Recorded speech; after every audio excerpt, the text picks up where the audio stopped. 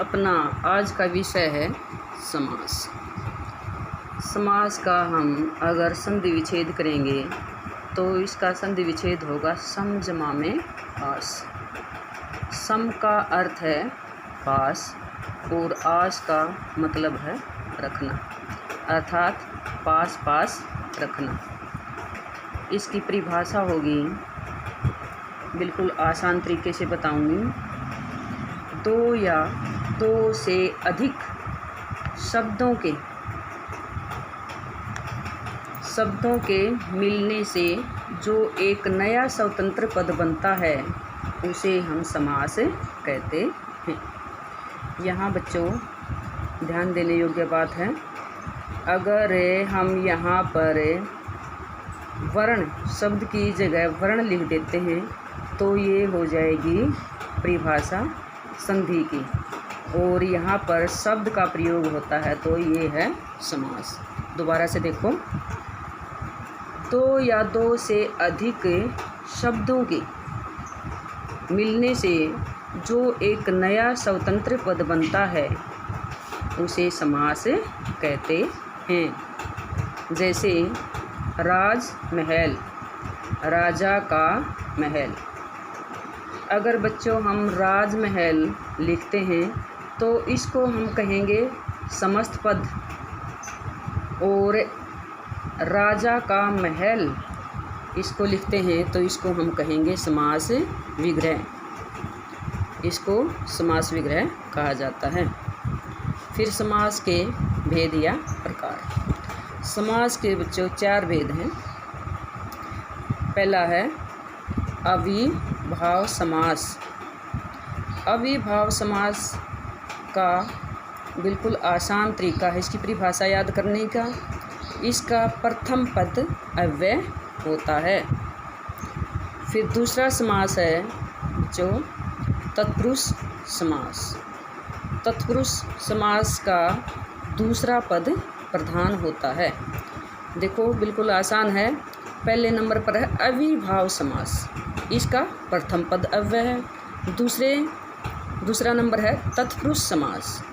तत्पुरुष समास का दूसरा पद प्रधान है। तीसरा है द्वंद्व समास। द्वंद्व समास में है बच्चों दोनों पद प्रधान है। इसकी परिभाषा होगी, दोनों पद प्रधान होते हैं इसमें। और चौथा समास है बच्चों बहुव्रीहि समास। बहुव्रीहि समास का कोई भी पद प्रधान नहीं होता। तो ये हो गए अपने चार समास। यहाँ बच्चों आप कहोगे कि द्विगु समास का और कर्मधारय समास का वर्णन नहीं है। बच्चों ये कर्मधारय समास और द्विगु समास है, ये तत्पुरुष समास के उपभेद हैं।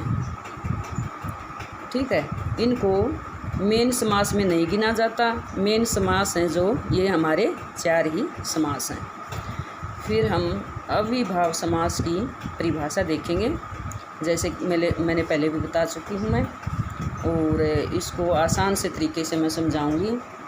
जिस समास में प्रथम पद अव्यय हो तथा दूसरे शब्द से मिलकर पूरे समस्त पद को ही अव्यय बना दे उसे अविभाव समास कहते हैं।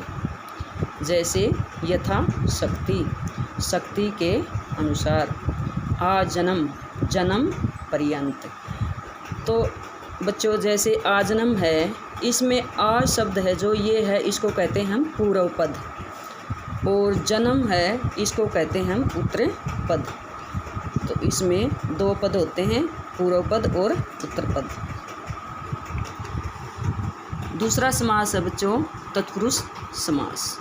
तत्पुरुष समास की परिभाषा है जिस समास का दूसरा पद प्रधान हो उसे तत्पुरुष समास कहते हैं।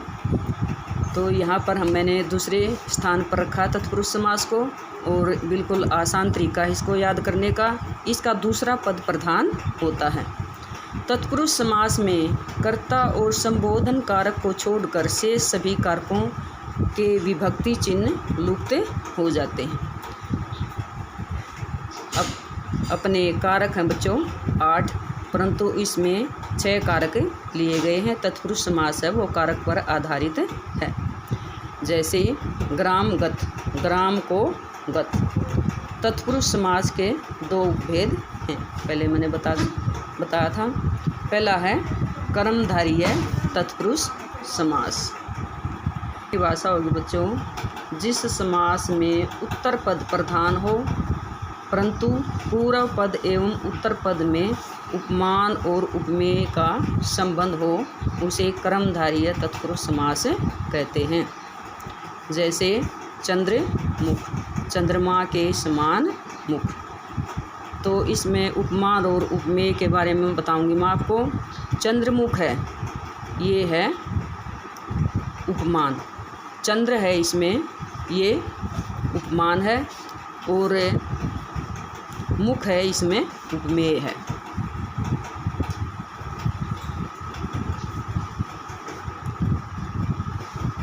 फिर है दूसरा है द्विगु समास। द्विगु समास की परिभाषा बच्चों, जिस समास का पूर्व पद संख्यावाची हो उसे द्विगु समास कहते हैं। बिल्कुल आसान परिभाषा इसकी, कि जिस समास का प्रथम पद संख्यावाची हो उसे द्विगु समास कहते हैं। जैसे दोपहर, दो पहरों का समूह है। नवरत्न, नौ रत्नों का समूह है।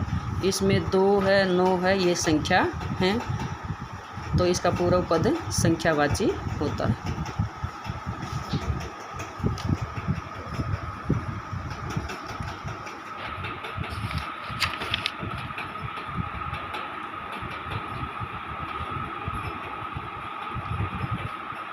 तीसरा समास है बच्चों द्वंद्व समास।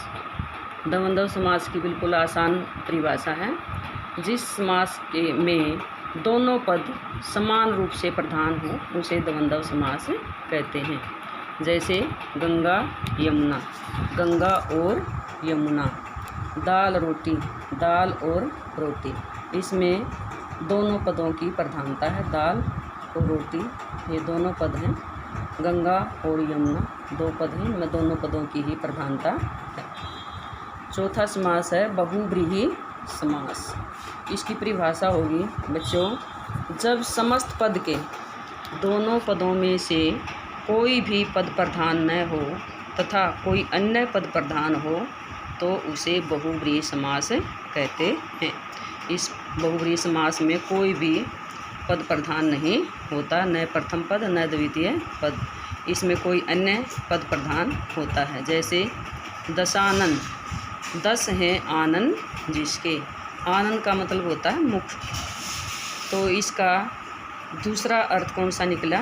रावण, अर्थात रावण। 10 हैं आनंद जिसके अर्थात रावण। दूसरा उदाहरण बच्चों लंबोदर, लंबा है उदर जिसका। उदर का मतलब होता है पेट, अर्थात गणेश। किसका लंबा पेट है? गणेश का, अर्थात गणेश। धन्यवाद बच्चों।